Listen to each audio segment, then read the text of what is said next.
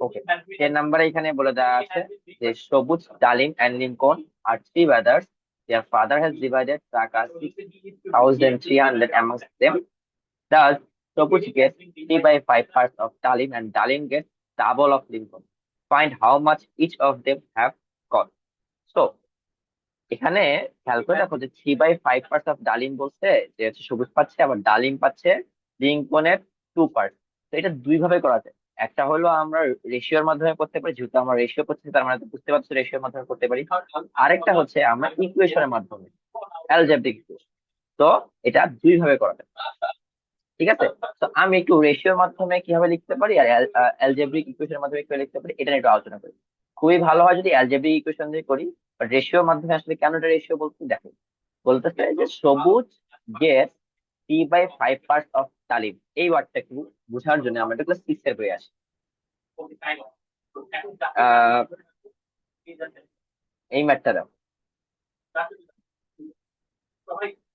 যে the ratio of number of boys the ratio of number of boys and girls for school is 5:7. তো এখানে বলতে the number of boys is 5/7 times of number of girls।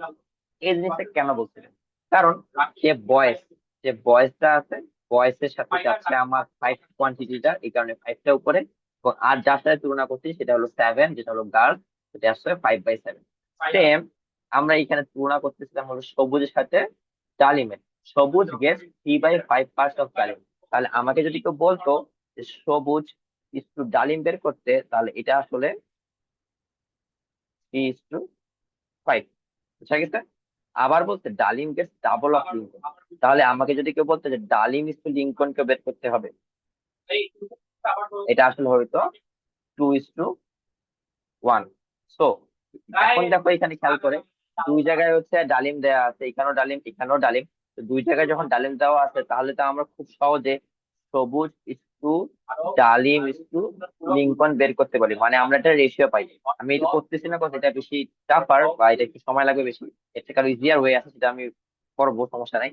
তো সবুজ is to ডালিম is to Lincoln কিন্তু আমরা করতে পারি, তাহলে একটা রেশিও দেয়া আছে, এদিকে টোটালটা দেয়া আছে কত টাকা টোটাল, ঠিক আছে, টোটালটা দেয়া আছে।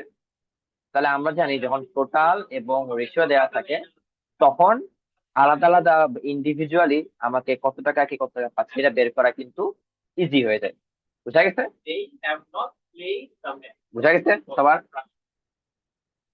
এই জায়গা থেকে তোমরা রেশিওর মাধ্যমে করতে পারবা না? পারবা?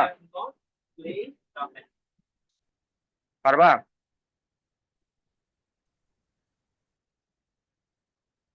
তোমাদের ব্যাচের রেসপন্স খুব কম। মাহাদি, সিরাজ, দেন হচ্ছে ফাতিন, পদ্ম, রায়াত। হ্যাঁ নাকি না, না পারলে আমি করে দিচ্ছি। এটা জাস্ট না অথবা হ্যাঁ তোমাকে বলতে হবে, তাহলে সময়টা নষ্ট হয় না।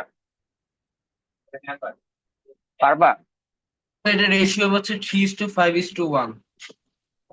3:5:1 এটা হবে না। কেন 3:5:1 হবে? আচ্ছা দেখো, সবুজ ইস্টু ডালিম ইস্টু লিঙ্কন যদি আমি করতে চাই, আমরা জানি কি যে সবুজ ডালিম, ডালিম লিঙ্কন, তাহলে দুই জায়গায় ডালিম কমন আছে। তাহলে ফার্স্ট রেশিও যেটা আছে সেই রেশিওটাকে হচ্ছে কমনটা দিয়ে মাল্টিপ্লাই করা লাগে। ফার্স্ট রেশিও কি আছে? 3:5।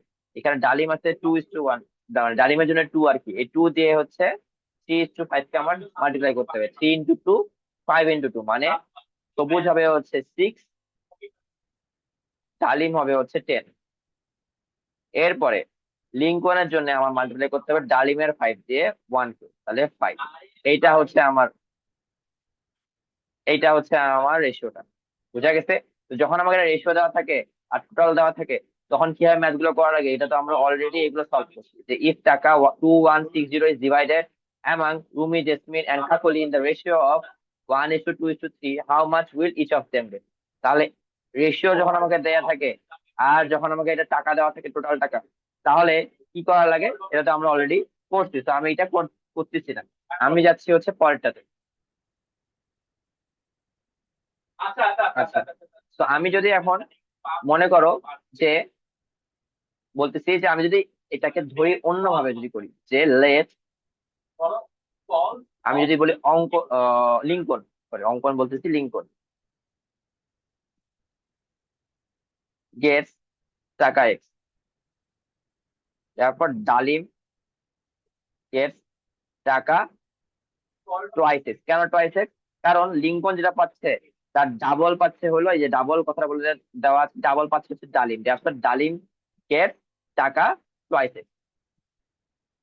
তারপরে আমি যদি এখন বলি সবুজ কতটুকু পাচ্ছে, সবুজ গেট টাকা 3/5 ইন্টু টোয়াইস এক্স। কেন? কারণ সবুজ গেট 3/5 পার্টস অফ দ্য ডালিম হচ্ছে টোয়াইস এক্স, তাহলে টোয়াইস এক্স এ যদি 3/5 পার্টস করি তাহলে এটা আসতেছে, এখানে আমার একটা ব্র্যাকেট আছে। তো আমি পাচ্ছি হচ্ছে টাকা 6x/5, সরি সরি, টাকা 6x/5।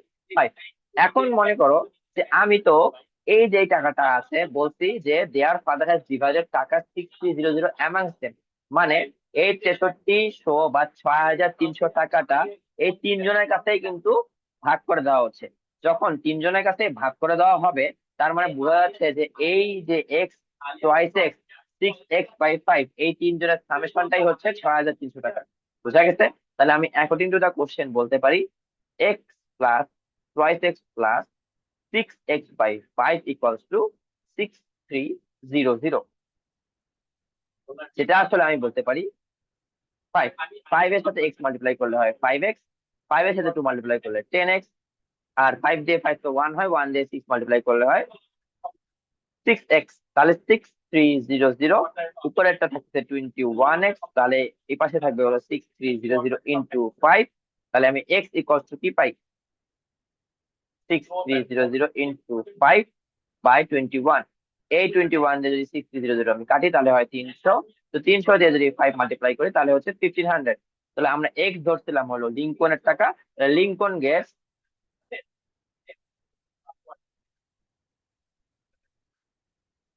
টাকা 1500। এখন আমাকে যদি বাকিগুলা বের করতে যেতে বলছে তাহলে আমি বলবো যে ডালিম গেটস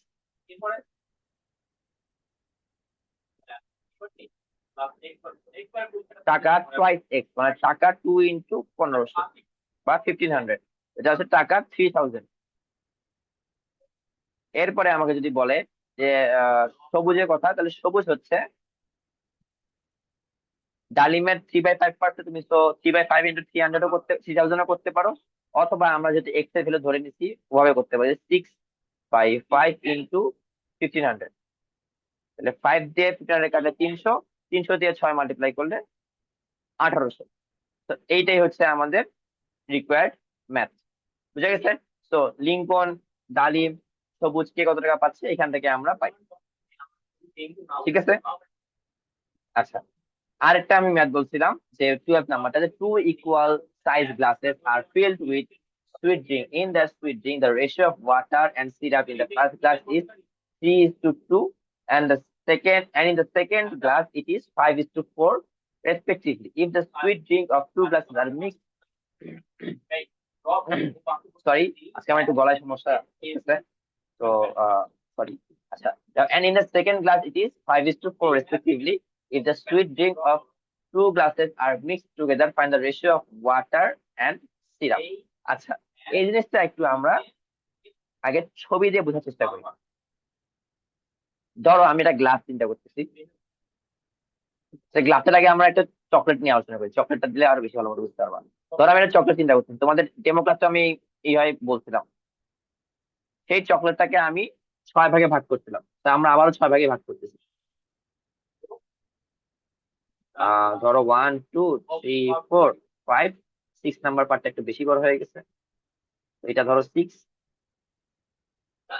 তো এর মধ্যে থেকে 2 পার্ট নিচ্ছিলাম হচ্ছে আমি, ঠিক আছে, মি, আর এটুকু হচ্ছে মাই ফ্রেন্ড। তো আমি নিয়েছিলাম হলো দুই দুই দুই অংশ, আমার ফ্রেন্ড নিয়েছিল হলো 4 অংশ। তাহলে একটা চকলেটের যখন আমি নেই 2 অংশ, আমার ফ্রেন্ড নেয় 4 অংশ, তাহলে চকলেটটাকে ইন টোটাল কয় অংশে ভাগ করি আমরা? টোটাল আমরা ভাগ করি 6 অংশে না? এটা সবাই বুঝতে পারতো? যখন আমি নেই 2 অংশ, আমার ফ্রেন্ড নেয় 4 অংশ একটা চকলেটের, তাহলে টোটাল ভাগ করি আমরা 6 অংশে। এই জিনিসটাই এখন আমরা এই 12 নম্বর ম্যাথটাতে দেখবো, যে 12 নম্বর ম্যাথটা যদি আমি শুরু করি, ধরো আমার একটা গ্লাস আমি নিচ্ছি, এখানে বলছে যে ফার্স্ট গ্লাসের কথা, তো আমি একটা গ্লাস নিলাম।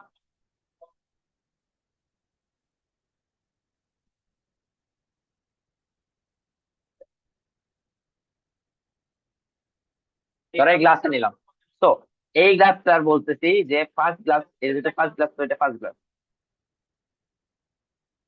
সেই ফার্স্ট গ্লাস বলতেছি যে 3:2 রেশিওতে ভাগ হয়েছে ওয়াটার এবং সিরাপ। তাহলে ওয়াটার হচ্ছে 3 পার্ট, সিরাপ হচ্ছে 2 পার্ট। তাহলে টোটাল গ্লাসটা কয় পার্টে ভাগ হয়েছে? 5 ভাগে ভাগ হয়েছে না? তো 1 part, 2 part, 3 part, 4 part and 5 part. তো দেখো এই যে 1, 2, 3, 4, 5। তো আমি 4 আর 5 এই পার্টটুকু লিখলাম, এইটুকু জায়গায় আমার দেখাচ্ছে সিরাপ। আর 1, 2, 3 এইটুকু হচ্ছে আমার ওয়াটার। তো দেখো বেসিক্যালি যে একটা গ্লাসের ওয়াটারের পার্ট হচ্ছে 3, সিরাপের পার্ট হচ্ছে 2 যদি হয়, তাহলে টোটাল গ্লাসটাকে আমি ভাগ করতেছি হলো 5 পার্টসে। এটা সবাই ক্লিয়ার? এটা কারো ডাউট হচ্ছে? No sir. আচ্ছা, ধরো এখন আমি সেকেন্ড গ্লাসের কথা চিন্তা করতেছি।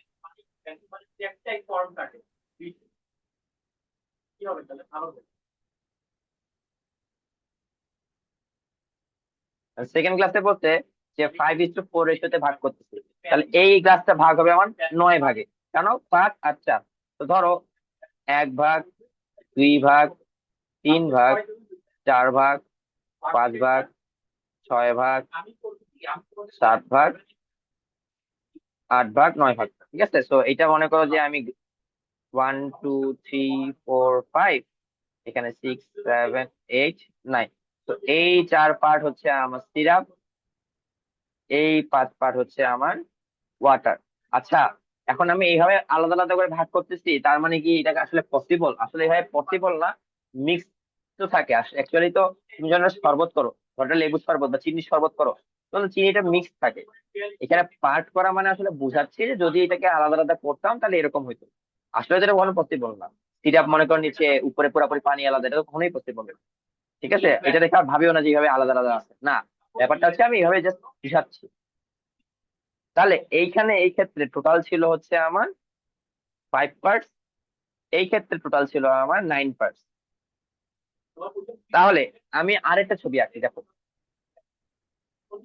আরেকটা ছবি আঁকতাম। মনে করো আমি একটা মোজো মোজো নিচ্ছি। আমার ড্রয়িং অত ভালো না, তো তো মোজোটাকে বলতেছি যে আমি 1 লিটার মোজো নিচ্ছি। ঠিক আছে, এই 1 লিটার মোজোরই 3:2 পার্ট হচ্ছে আমার ওয়াটার আর সিরাপ। ঠিক আছে, 3:2 পার্ট হচ্ছে আমার ওয়াটার আর সিরাপ। কিন্তু আমার টোটাল ছিল 1 লিটার। এখন যদি আমি এখানে বলতাম যে ওয়াটার কত লিটার, তখন তুমি কি বের করতে? ওয়াটার কত লিটার তখন বের করতে গেলে আমরা জানি, যখন আমাদেরকে টোটাল একটা অ্যামাউন্ট দেওয়া থাকে আর একটা রেশিও দেওয়া থাকে, তখন আমরা কি করি যে জারটা বের করবো, আমরা ওয়াটার বের করবো, তাহলে ওয়াটারটা যদি বের করতে যাই তাহলে 3 উপরে। এখন তারপর নিচে কি দেই? দুটার যোগফল, মানে দুটার সামেশন, তাহলে 3+2 মানে 5। কোয়ান্টিটি দুটার যোগফলই তো আমরা নিচে দেই 5, তারপরে মাল্টিপ্লাই করি 1 লিটার। তাহলে ওয়াটার ইন টোটাল থাকে হচ্ছে 3/5 লিটার, যেটা আসলে তোমার কত থাকে? তোমার হয় হচ্ছে 0.6 লিটার। ঠিক আছে, এইটা হচ্ছে আমরা যখন একটা 1 লিটার দেয়া। বাট ইন দিস কেস আমাকে তো কোনো কিছু বলে দেওয়া নাই যে এটা কত লিটার আসলে, এটা কত লিটার। তো যখন কোনো কিছু বলে দেওয়া থাকে যে আসলে জিনিসটা কত লিটার বা কত কি বা জিনিসটা কত আহ টুকু, ঠিক আছে, তখন আমরা কি করি? আমরা একটা এক্স ধরে নেই, কিছু ধরে নেই। তাহলে এই ম্যাথটা আমরা যখন করব, 12 নম্বর ম্যাথটা যখন করব, তখন আমরা ধরবো এভাবে যে let the glass can hold 1 litre, বা আমি বলতে পারি the volume of the glass 1 litre. যাই বলি সমস্যা নেই। ঠিক আছে, the let the glass can hold 1 litre বা the volume of the glass is 1 litre, একই জিনিস। ঠিক আছে, তো 1 লিটার নিতে পারো বা X লিটার নিয়ে করতে পারো, সমস্যা নেই। একই জিনিস আমি X লিটারও লিখতে পারি, X লিটার দিয়ে করতেছি আপাতত। দেখো, তো X লিটার আমি নিচ্ছি। এখন ফর ফার্স্ট গ্লাস বা ইন ফার্স্ট গ্লাস, তাহলে ইন ফার্স্ট গ্লাস আমি যদি এখন বের করতে যাই ওয়াটার ইকুয়ালস টু, কি বলছিলাম এই মজার জিনিসটা চিন্তা করো, যখন আমাকে 1 লিটার দেওয়া থাকে তাহলে 1 মাল্টিপ্লাই করি, তাহলে এখানে আমার x লিটার দেওয়া আছে তাহলে আমি x মাল্টিপ্লাই করবো, দেন ওয়াটারটা বের করতেছিলাম এই জন্য ওয়াটারের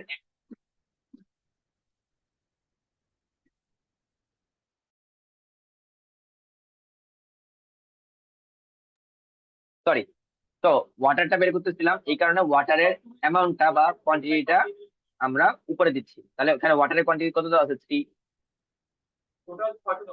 ডিভাইডেড বাই দুইটা মানে ওয়াটার এবং সিরাপের সামেশন, তাহলে 3 + 2 কত 5, তাহলে ওয়াটার থাকছে এত লিটার যেটা আসলে 5x/5 লিটার।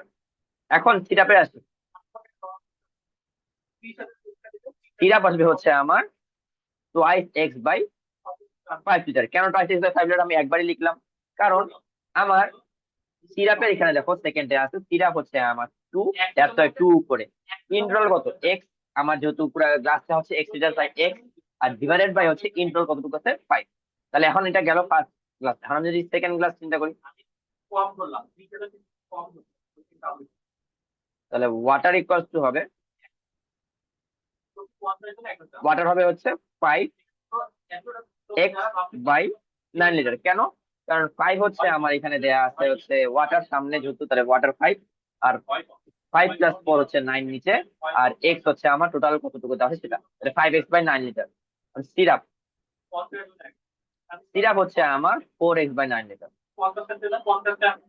এখন বলে দেওয়া আছে if the sweet drink of 2 glass আর মিক্স, তো যখন মিক্স করা হয় তাহলে ওয়াটারের সাথে ওয়াটার যায় আর সিরাপের সাথে সিরাপ যায়, তাহলে আফটার মিক্সিং আমি এটা লিখতে পারি আফটার মিক্সিং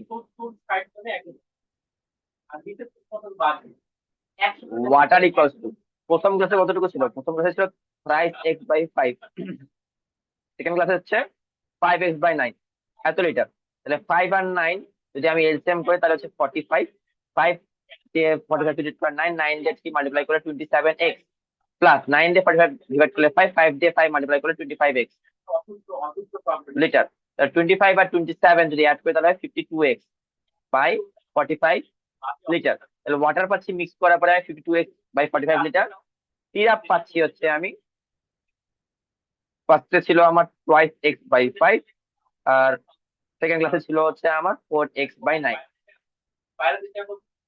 9 আর 5 মিলে হচ্ছে আমার 45, 9 দিয়ে 2 মাল্টিপ্লাই করলে 18x, 5 দিয়ে 4 মাল্টিপ্লাই করলে হয় 20x, তাহলে আলটিমেটলি হয় হচ্ছে আমার 38x/45 লিটার। তাহলে 52x/45 লিটার, 38x/45 লিটার, এটা হচ্ছে আমার ওয়াটার আর সিরাপ আফটার মিক্সিং। কিন্তু আমাকে তো বলছে রেশিও বের করতে, তাহলে রেশিও ইকুয়ালস টু হবে হচ্ছে 50 52x/45 ইজ টু 8x/45। তাহলে এটা যদি আমি কাটাকাটি করি, দেখো 45 এর সাথে 45 কাটা যায়, x এর সাথে x কাটা যায়, 52 কে যখন 2 দিয়ে কাটি তাহলে হয় 26, 38 কে যদি 2 দিয়ে কাটি তাহলে হয় 19। তাহলে আমি আলটিমেটলি লিখতে পারি 26:19। এটাই হচ্ছে আমার আনসার। তো সবাই বুঝতে পারতো এই ম্যাথটা কিভাবে করতে হবে? কারো কোনো কনফিউশন আছে? কারো কোনো কনফিউশন আছে? আচ্ছা নাই, কনফিউশন থাকলে হ্যান্ড রেজ করবা, বুঝা গেছে? আচ্ছা এখন আমি তোমাদেরকে একটা কোশ্চেন করতেছি, যেহেতু তোমরা বলছো কনফিউশন নাই, তাহলে আমাকে বলো এটা আমি কাটাকাটি করলাম কিভাবে? এই কাটাকাটি করা পসিবল? 26:19 যে আমি পাইছি 52x/45 থেকে, এটা আসলে কিভাবে পসিবল তুমি কি বলতে পারবা? তার কারণ এখানে রেশিওটা চাই। রেশিও থাকলেই আমি কাটাকাটি করতে পারবো? রেশিও তো কোয়ান্টিটিস গুলো মিলছে যে এটার সাথে এটা যাবে। যাবে বুঝছি, এখন জিনিসটা আসলে কিভাবে আসছে সেটা আমি তোকে আসতেছি, জিনিসটা খেয়াল করে দেখো। দেখো 52x/45 ইজ টু 38x/45, এই জিনিসটাকে আমি কি লিখতে পারি? 52x/45 ডিভাইডেড বাই এই ডিভাইডেড সাইনটা যদি আমি এই পাশে দিই ভুল হবে কি? একই তো জিনিস, ইকুয়ালস 38x/45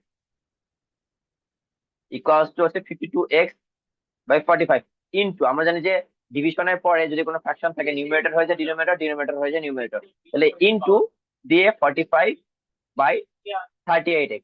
এখন দেখো এই 45 দিয়ে এই 45 কাটা যাচ্ছে, এই x দিয়ে এই x কাটা যাচ্ছে, 2 দিয়ে 52 কাটলে 26, 38 কে কাটলে 19।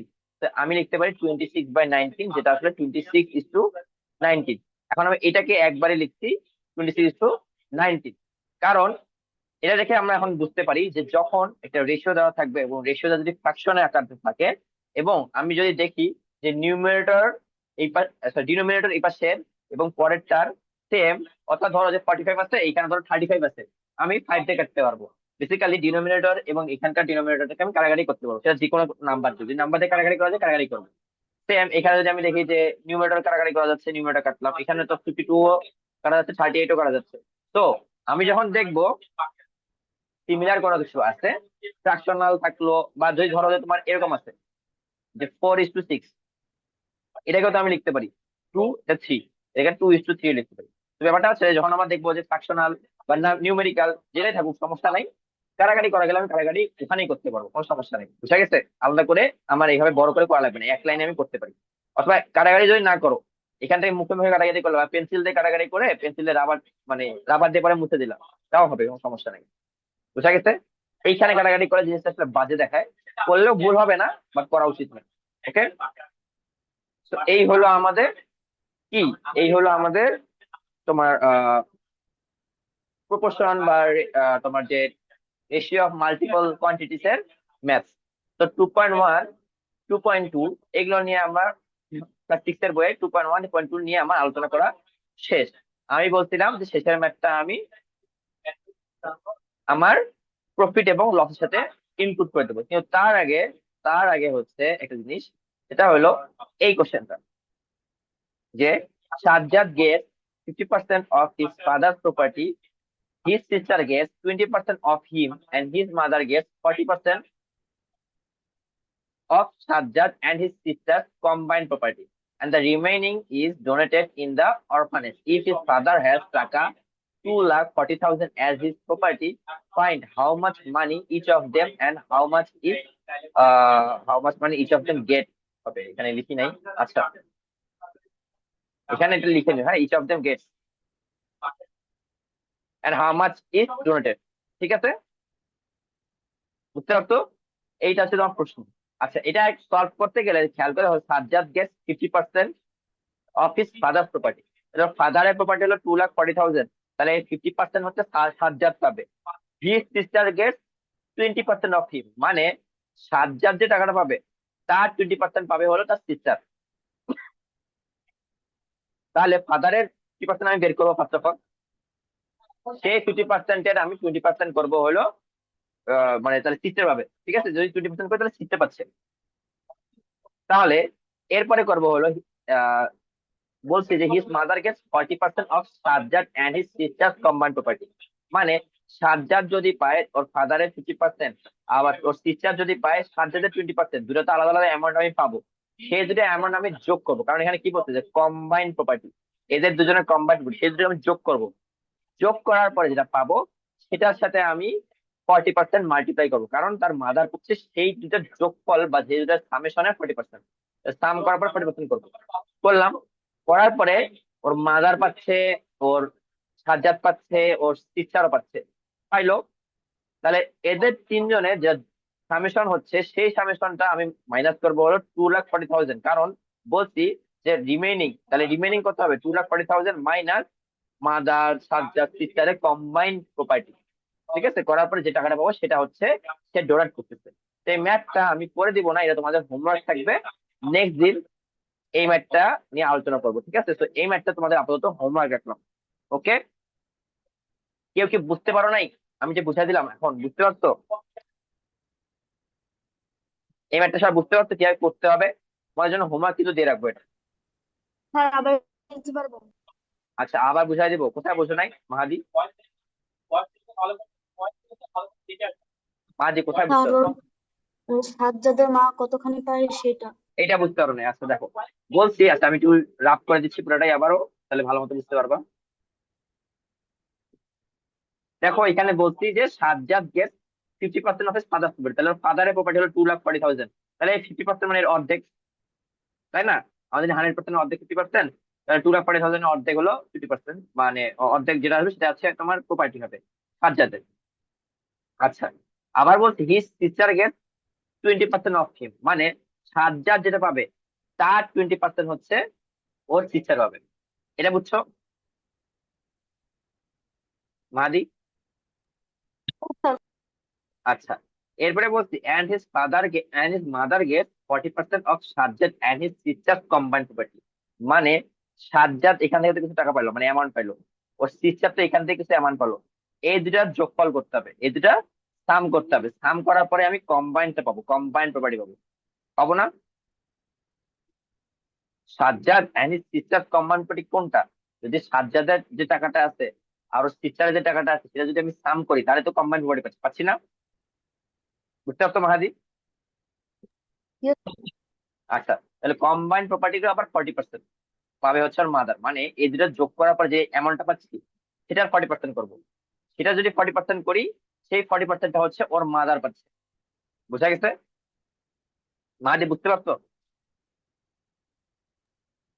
স্যার। আচ্ছা, তাহলে সেটা পাইলো, তাহলে ওর সাজ্জাদ পাইলো, ওর সিস্টার পাইলো, ওর মাদার পাইলো, তাহলে তিনজন পাইলো। তিনজন পাওয়ার পরে যে অ্যামাউন্টটা থাকতেছে সেই অ্যামাউন্টটা আমি মাইনাস করব হচ্ছে এই অ্যামাউন্টটা থেকে। কেন? কারণ বলছি যে remaining is donated in the orphanage, তাহলে রিমেইনিং ওইটা যে তাদের তিনজন মিলে যে টাকাটা পাচ্ছে সেটা যদি আমি মাইনাস করি হলো আমার মেইন প্রপার্টি থেকে, তাহলে হচ্ছে রিমেইনিং, সেই রিমেইনিংটা হচ্ছে ডোনেট করতেছি আমি অরফানেজে, তাহলে রিমেইনিংটা বের করলেই আমার অরফানেজে কতটুকু দান করতেছে বা কতটুকু ডোনেট করতেছে সেটা আমি পেয়ে যাই। বুঝা গেছে?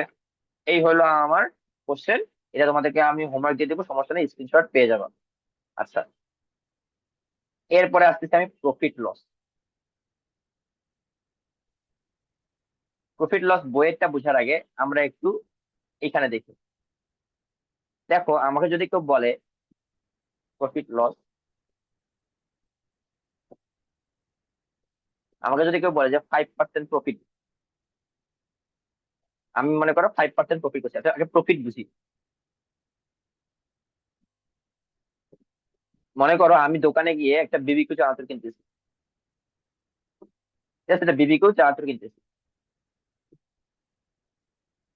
কিনতেছি, হ্যাঁ, ওটার কস্ট প্রাইস হচ্ছে, আমি যেটা কিনবো সেটা, সেটা হলো 10 টাকা, তাই না? যে আমি একটা চানাচুর কিনবো, সেটা কস্ট কেনা মানে হলো কস্ট প্রাইস, তাহলে সেটা হলো 10 টাকা। এখন বলতেছি যে, এখন মনে করো আমি বাসায় আসতেছি, বাসায় আসার সময় রাস্তায় আরেকজনের সাথে দেখা হইলো, মনে করো আমার ফ্রেন্ড, ও বলতেছে যে আমার খুব ক্ষুধা লাগছে, তুই আমাকে চানাচুরটা দে। তাহলে আমি বললাম যে না, আমি এটা কষ্ট করে 10 টাকা করে কিনে আনছি দোকানে গিয়ে, তুই যা কিনে আন। তো বলছে না না আমার এখনই লাগবে। তো আমি বলছি, আচ্ছা ঠিক আছে, তোর কাছে আমি এটা বিক্রি করতে পারবো, কিন্তু তোকে আমি এটা বিক্রি করবো হলো 12 টাকায়। তাহলে যদি বিক্রি করি তাহলে বিক্রি করা মানে কি, সেল দেওয়া, তাহলে সেলিং প্রাইস, সেলিং প্রাইস হচ্ছে 12 টাকা। তাহলে আমি একটা জিনিস কিনতেছি 10 টাকায়, বিক্রি করতেছি 12 টাকায়, তাহলে আমার এখানে লাভ হলো নাকি ক্ষতি হইলো বলো তো দেখি? আমরা জিনিস 10 টাকায় কিনে যদি 12 টাকায় বিক্রি করি তাহলে আমার লাভ হয় নাকি ক্ষতি হয়? স্যার লাভ। লাভ হয়। তাহলে প্রফিট, প্রফিট হচ্ছে আমার কি, 12 - 10 টাকা, এটা হলো 2 টাকা, তাই না?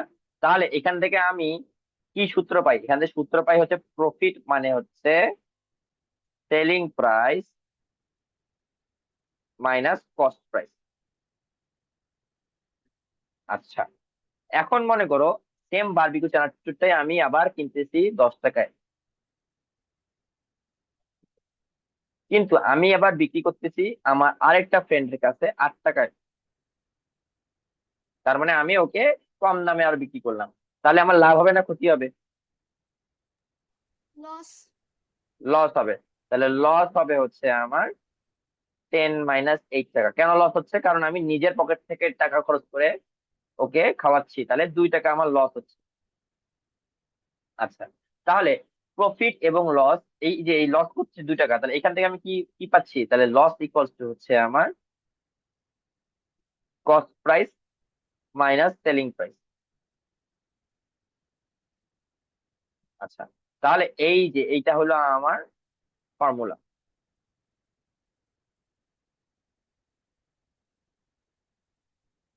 প্রফিট এবং লসের।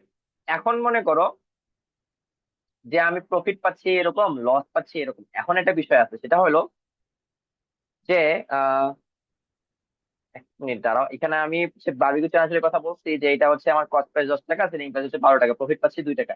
এখন মনে করো আমাকে একটু প্রফিট বলে দেওয়া হচ্ছে, কস্ট প্রাইস বলে দেওয়া হচ্ছে, সেলিং প্রাইস আমি বের করবো। তো আমি যদি এখন ফর্মুলাতে আসি, খেয়াল করে দেখো যে profit selling price minus cost price. এখন সেলিং প্রাইস এই পাশে রাখলাম, কস্ট প্রাইস যদি আমি এই পাশে পাঠিয়ে দিই, তাহলে এর সামনে একটা মাইনাস। আমি যদি সাইড চেঞ্জ করা মানে হচ্ছে, যদি সামনে মাইনাস থাকে তাহলে সাইড চেঞ্জ করলে সেটা হয়ে যায় প্লাস। তাহলে selling price equals to cost price plus profit. আবার কস্ট প্রাইস যদি আমি চিন্তা করি, তাহলে কস্ট প্রাইস এদিকে রাখলাম, প্রফিটটা এদিকে পাঠিয়ে দিলাম, তাহলে cost price equals to selling price minus profit. তাহলে একটা ফর্মুলা থেকে আমি বাকি দুটা ফর্মুলা পাচ্ছি। লস থেকে loss equals to cost price minus selling price, সেখান থেকে আমি cost price equals to selling price plus loss, selling price equals to cost price plus loss. তো এই একটা ফর্মুলা মনে রাখলে আমি বাকিগুলা এমনি বের করতে পারছি। মানে বেসিক্যালি তোমাকে যদি দুটা দেওয়া থাকে, তুমি আরেকটা এমনিতেই বের করতে পারবা। আচ্ছা, তাহলে আমাকে একটু বলো, যদি cost price, if cost price is greater than selling price হয়, তাহলে আমার লস হবে নাকি প্রফিট হবে, বলো তো, বলো দেখি। Sir loss. যদি, হ্যাঁ লস হবে। যদি কস্ট প্রাইস হয় সেলিং প্রাইসের থেকে বেশি, তাহলে লস হবে। ঠিক আছে। আবার যদি সেলিং প্রাইস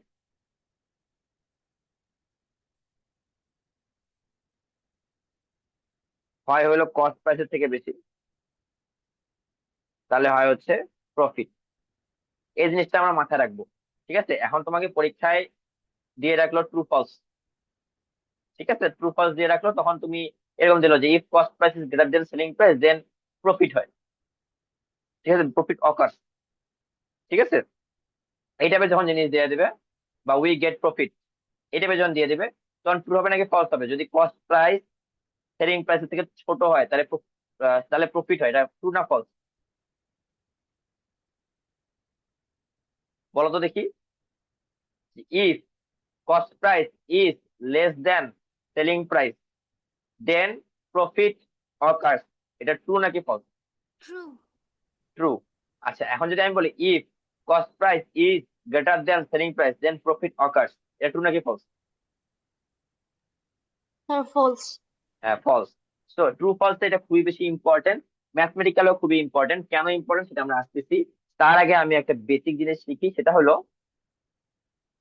ধরো আমাকে কেউ বললো যে 5% প্রফিট করছি। 5% প্রফিটের 5% মানে কি, এটা একটু বুঝি।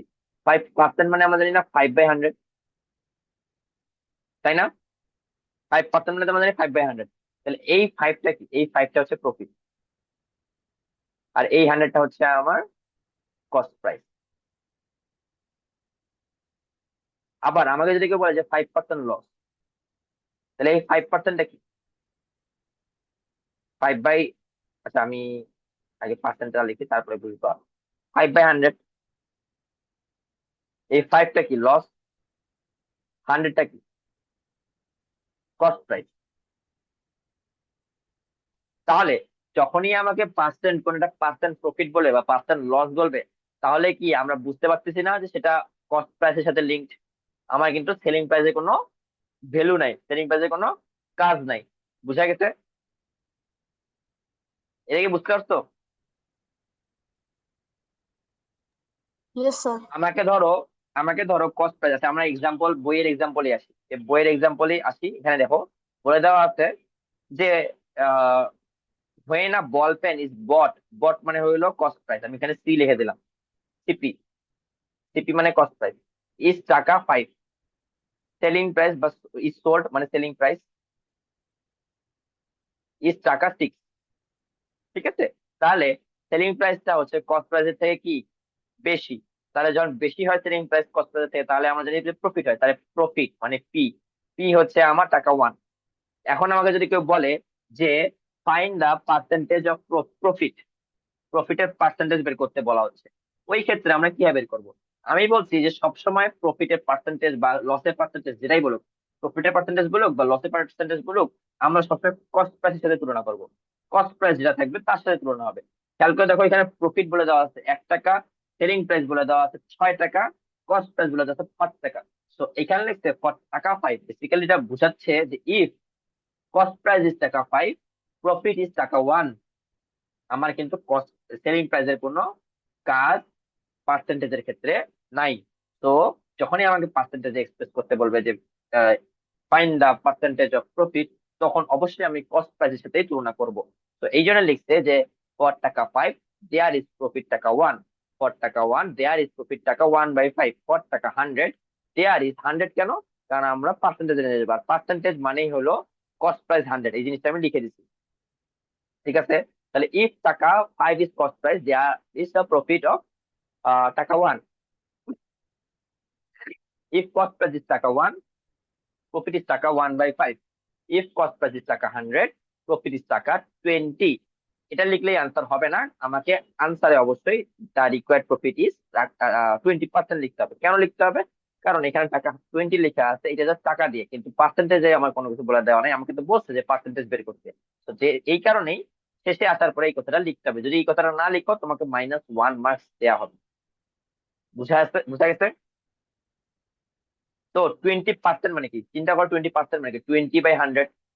তাহলে আমরা একটু আগে প্রফিট বের করলাম 20, 100 কি কস্ট প্রাইস, আমি বলছিলাম যে দেখো কস্ট প্রাইস। তো মিল পাইছো না? তো যখনই আমাকে পার্সেন্টেজ বের করতে বলা হয়, পার্সেন্টেজ অফ প্রফিট, তখন আমি অবশ্যই কস্ট প্রাইসের সাথে তুলনা করবো। আচ্ছা, আমি তো বলছিলাম লসের ক্ষেত্রেও আমরা তুলনা করবো কস্ট প্রাইসের সাথে, সেটা একটা এক্সাম্পল দেখি। বলছে দা বানানা সেলার বা বেনানা সেলার যেটাই বলো, বাইং বানানাস এট টাকা 20, তাহলে বাইং মানে হলো এটা cost price, at and sales at টাকা 18 মানে এটা selling price SP. then loss then his loss is টাকা 2 মানে এটা লস। তাহলে দ্যাট ইজ ফর টাকা 20 মানে কস্ট প্রাইস হচ্ছে 20, আমার সেলিং প্রাইসের কোনো কাজ নাই। তাহলে কস্ট প্রাইস যদি 20 হয়, লস হচ্ছে টাকা 2। তাহলে কস্ট প্রাইস যদি টাকা 1 হয়, লস হচ্ছে টাকা 2/20। কস্ট প্রাইস যদি টাকা 100 হয়, লস হচ্ছে আমার টাকা 10। আমাকে অবশ্যই শেষে পার্সেন্টেজটা 10% লিখতে হবেই। বুঝা গেছে? তাহলে 10 টাকা আমার লস হচ্ছে। তো 10% মানে কি, 10% মানে 10/100। তো খেয়াল করে দেখো, আমার লস ছিল 10 টাকা, এই যেটা লস আমি আগেই বলছি। আর কস্ট প্রাইস হচ্ছে আমার 100, আমি ধরছিলাম, এই কারণে এটা সি সি। যখনই আমাকে পার্সেন্টেজ বের করতে বলা হবে, তখনই আমি এই কাজটা করবো। সবাই বুঝতে পারছো? কারো কোনো কনফিউশন আছে? এই ম্যাটারে কারো কোনো কনফিউশন আছে?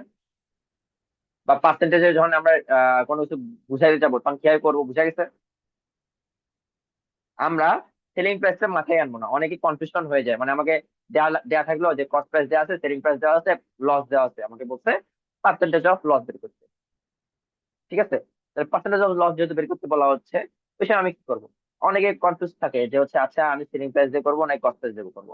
মাথায় এটা সেট করে নাও যে যখনই আমাকে লস এবং প্রফিট বের করতে বলা হবে পার্সেন্টেজে, তখন আমি কস্ট প্রাইসের সাথে তুলনা করবো, আমার সেলিং প্রাইসের কোনো কাজ নাই। সিম্পল হিসাব। আচ্ছা, আমরা একটু ম্যাথ দেখি। বলছে এক্সাম্পল 9-এ যে an orange seller bought 100 oranges at টাকা 1000 and sold them at টাকা 1200, what is his profit? তো এখানে দেখতে পাচ্ছি এটা হলো কস্ট প্রাইস, এটা হলো সেলিং প্রাইস। সেলিং প্রাইসটা হচ্ছে কস্ট প্রাইসের থেকে বেশি, তাহলে প্রফিট হবে আমার। তাহলে প্রফিট হচ্ছে জাস্ট এই দুজনের ডিফারেন্স। এখানে বলছে shopkeeper bought 1 sack of 50 kg, sack মানে বস্তা, 50 KG of rice at taka 1600. Due to reduction of the price of rice, he sold it at টাকা 1500. What is his loss? The loss মানে কি, 1600 minus 1500 মানে কস্ট প্রাইস থেকে selling price just minus করে ফেলবো, এটা আসলো। আচ্ছা, এখন এই যে এটা খেয়াল করে হচ্ছে, if 15 ball pens are bought at টাকা 75 and are sold at টাকা 90, what is the percentage of profit? তাহলে এটা জিনিস, আমি কস্ট প্রাইস হচ্ছে সেলিং প্রাইসের থেকে ছোট, যখন সেলিং প্রাইস বড় হয় কস্ট প্রাইসের থেকে, তাহলে আমি জানি প্রফিট হয়। তো আমার কস্ট প্রাইস দেওয়া আছে, সেলিং প্রাইস দেওয়া আছে, তাহলে আমি সেখান থেকে প্রফিট বের করতে পারি। প্রফিট পাচ্ছি আমি টাকা 50। এখন আমাকে বলছে এখানে পার্সেন্টেজ বের করতে, আমাকে তো জাস্ট প্রফিট বের করতে পারি না, আমাকে বলছে পার্সেন্টেজ করতে। তাহলে আমি আগেই বলছি যে পার্সেন্টেজ বের করা মানে হলো কস্ট প্রাইসের সাথে। আমাকে তো 90 টাকা আছে, 75 টাকা আছে, একটা সেলিং প্রাইস আছে, একটা কস্ট প্রাইস আছে। তাহলে আমি কার সাথে তুলনা করবো? আমি কস্ট প্রাইসের সাথে তুলনা করবো। এই কারণে আমি লিখছি যে ইন টাকা 75 প্রফিট ইজ টাকা 15, ইন টাকা 1, প্রফিট ইজ টাকা 15/75, ইন টাকা 100। 100 কেন? কারণ আমাকে পার্সেন্টেজে করতে বলছে, তো পার্সেন্টেজে যখন করতে যাবো টাকা 20। আচ্ছা, তা আমরা তো এতক্ষণ পর্যন্ত প্রফিট বুঝলাম, লসও বুঝলাম, কিন্তু আমাকে যখন পরীক্ষায় দিবে যে find the percentage of profit or loss, profit অথবা লসের কথা যখন বলবে, প্রশ্ন দেখো প্রফিট অথবা লস, তার মানে এই প্রশ্নটা দ্বারা এটাই বোঝাচ্ছে যে ফার্স্ট অফ অল আমাকে ফাইন্ড আউট করতে হবে যে আচ্ছা আমার কি প্রফিট হচ্ছে নাকি লস হচ্ছে। এটা আমি কিভাবে বের করবো? এটা বের করতে গেলে আমাদেরকে আবারও উপরে আসতে হবে যে যদি কস্ট প্রাইস বেশি হয় সেলিং প্রাইসের থেকে তাহলে লস হয়, সেলিং প্রাইস যদি বেশি হয় কস্ট প্রাইসের থেকে তাহলে প্রফিট হয়। তাহলে আমাদেরকে মাথায় রাখতে হবে যে কস্ট প্রাইসটা বেশি আছে না সেলিং প্রাইসটা বেশি আছে, এটা চেক করতে হবে। তো সেই অনুযায়ী আমরা ফার্স্ট অফ অল আগে বের করবো যে আচ্ছা এটা প্রফিট হচ্ছে নাকি লস হচ্ছে। তো আমি যদি ফার্স্টে বের না করতে পারি যেটা প্রফিট হচ্ছে নাকি লস হচ্ছে, আমি কি পার্সেন্টেজ বের করতে পারবো? পারবো না। তো ফার্স্ট অফ অল আমাকে বের করতে হবে প্রফিট নাকি লস।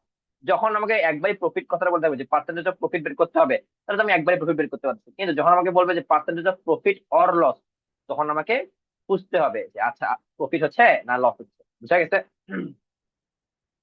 এখন একটা জিনিস খেয়াল করে দেখো যে বলছে 4 hilsa fish have sold each, each মানে কি 1, আর এখানে তো পর দেয়া আছে। আমরা প্রফিট এবং লস বের করতে গেলে অবশ্যই আমার কোয়ান্টিটি থাকবে সেম। এখন আমাকে যদি কেউ বলে যে আগের ম্যাথটা চিন্তা করো যে আমাকে বলে দেওয়া হচ্ছে যে 100 অরেঞ্জের cost price of 100 orange equals to বলতেছি আমি 1000 টাকা। এখন বলতেছে সেলিং প্রাইস অফ, ধরো যে 50 অরেঞ্জ হচ্ছে আমি বলতেছি 1200 টাকা, ধরো বললাম এটা। আমি এখান থেকে দেখতে পাচ্ছি যে কস্ট প্রাইসটা সেলিং প্রাইসের থেকে ছোট, তাহলে আমি বলতে পারি যে প্রফিট। এটা বলতে পারবো না। কেন পারবো না? কারণ আমার এখানে অ্যামাউন্টটা সেম নাই, কোয়ান্টিটিটা সেম নাই। এখানে আমার 100 অরেঞ্জ আছে, এখানে 50 অরেঞ্জ আছে। তো ফার্স্ট অফ অল প্রফিট এবং লস বের করতে গেলে আমাকে কোয়ান্টিটিটা সেম করতে হবে। এই টাইপের ম্যাথ আমরা সামনে আরো পাবো। আমরা যখন কোয়ান্টিটি সেম করবো তখনই তুলনা করতে পারবো যে আচ্ছা হ্যাঁ তাহলে কস্ট প্রাইস তাহলে সেলিং প্রাইসের থেকে বড় বা ছোট। যদি আমাদেরকে অ্যামাউন্ট সেম না দেওয়া হয় তাহলে আমি তুলনা করতে পারবো না। মনে করো আমি একটা ক্লাস 7 এর স্টুডেন্টকে পড়াচ্ছি আর একটা ক্লাস 6 এর স্টুডেন্টকে পড়াচ্ছি। ক্লাস 6 এর স্টুডেন্টটার রোল হচ্ছে 1, ক্লাস 7 এর স্টুডেন্ট রোলটা হচ্ছে 2। আমি কি বলতে পারবো যে ক্লাস 6 এর স্টুডেন্টটা 7 এর থেকে বেটার? আমি কিন্তু বলতে পারতেছি না। কেন পারতেছি না? কারণ ও পরে ক্লাস 6 এ, এ পরে ক্লাস 7 এ। দুজনে কি তুলনা হয়? হবে না। তুলনা তখনই আমি করতে পারবো যখন দুজনে ক্লাস 6 এ পড়বে এবং দুজনেই যখন ক্লাস 7 এ পড়বে। বাট বুঝতে পারছো? সেম কস্ট প্রাইস এবং সেলিং প্রাইসের হিসাব করলে যখন দুজনেই 100 অরেঞ্জেস বা দুজনেই 50 অরেঞ্জেস, বা ধরো যে সমান অরেঞ্জ এক কথায় 25 20 হোয়াট এভার, সমান যতক্ষণ না হবে না ততক্ষণ আমি তুলনা করতে পারবো না। তো a fish seller bought 4 hilsa fishes, sorry, 4 hilsa fishes at taka 1600 and sold each hilsa at টাকা 350. What is the percentage of his profit or loss? তো এখানে আছে 4 হিলসা ফিশ, এখানে আছে 1 হিলসা ফিশ। সেলিং প্রাইস একটা, কস্ট প্রাইস একটা। তো আমি হয় সেলিং প্রাইস সবগুলো চারটাতে নিয়ে যাব, যেহেতু এখানে কস্ট প্রাইস চারটা দেওয়া আছে তাহলে সেলিং প্রাইস সবগুলো চারটা নিয়ে যাব, অথবা কস্ট প্রাইস সবগুলো একটাতে নিয়ে যাব। তো এরা করছে কি কস্ট প্রাইসটা করছে, তুমি যদি চাও সেলিং প্রাইস চারটা বের করো তাও হবে, সমস্যা নেই। তো বাইং প্রাইস অফ 4 হিলসা হচ্ছে আমার 1600, তাহলে চারটা ইলিশ যদি 1600 টাকায় কিনি তাহলে একটা ইলিশ আমি কিনবো কত টাকায়? 1600 ডিভাইড বাই 4, তাহলে টাকা 400। বুঝা গেছে? এই ম্যাথটা বুঝতে পারছো সবাই? আচ্ছা, তাহলে আমি একটা ফিশের কস্ট প্রাইস পাইছি 400। এখন আমি দেখতে পাচ্ছি সেলিং প্রাইস হচ্ছে টাকা 350 দেওয়া আছে, তাহলে দুইটাই এখন 1, এখানে 1 আছে এখানে 1 আছে। তাহলে আমি এখন তুলনা করব। তুলনা করে দেখতে পাচ্ছি যে 400টা হচ্ছে কস্ট প্রাইস, যেটা আসলে বেশি। তাহলে কস্ট প্রাইস যখন সেলিং প্রাইসের থেকে বেশি হয়, উপরে আসি আবার আমরা, কস্ট প্রাইস যখন সেলিং প্রাইসের থেকে বেশি হয় তখন আমাদের কি হয়? লস হয়। এই কারণে আমি ডিরেক্ট লিখতে পারি loss equals to cost price minus selling price. এই লিখছে যে here the selling price being less than the cost price there is a loss. তাহলে লস ইকুয়ালস টু হচ্ছে cost price minus selling price, তাহলে loss হচ্ছে 50।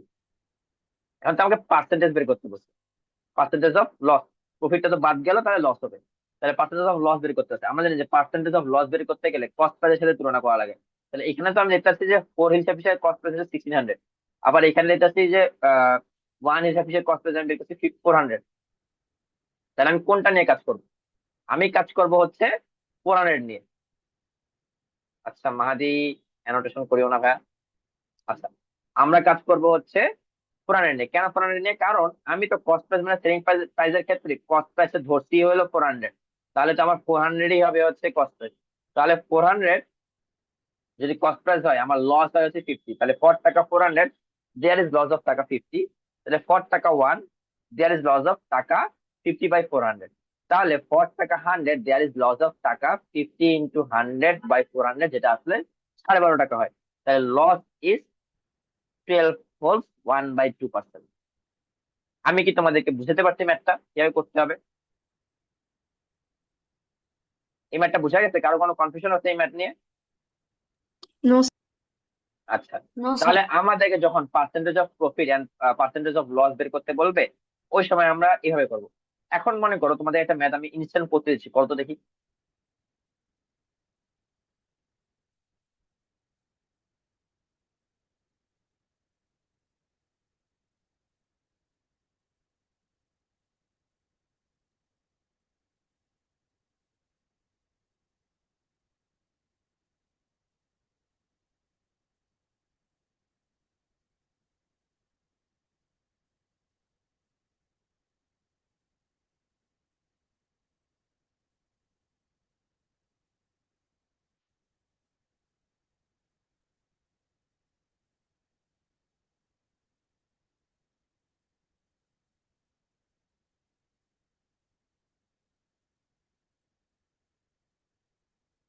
এটা কত দেখি তো কি হবে।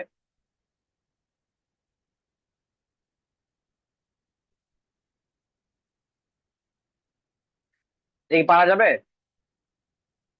দেখো আমি বলি যে এখানে cost price of 4 hilsa pieces বলতেছি আমি টাকা 1600, আবার ইচ অফ দেম হচ্ছে সেল করতেছি বা সোল্ড করতেছি আমি হচ্ছে 400 এ। তাহলে আমি যদি বলি যে cost price of 4 hilsa piece বা 4 পিস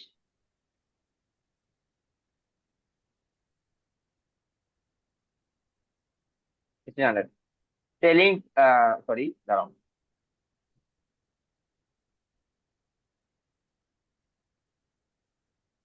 টাকা তাহলে আমি পাচ্ছি 1600 ডিভাইড বাই 4, যেটা আসলে টাকা 400। আবার সেলিং প্রাইস আমি দিয়ে রাখছি টাকা 400।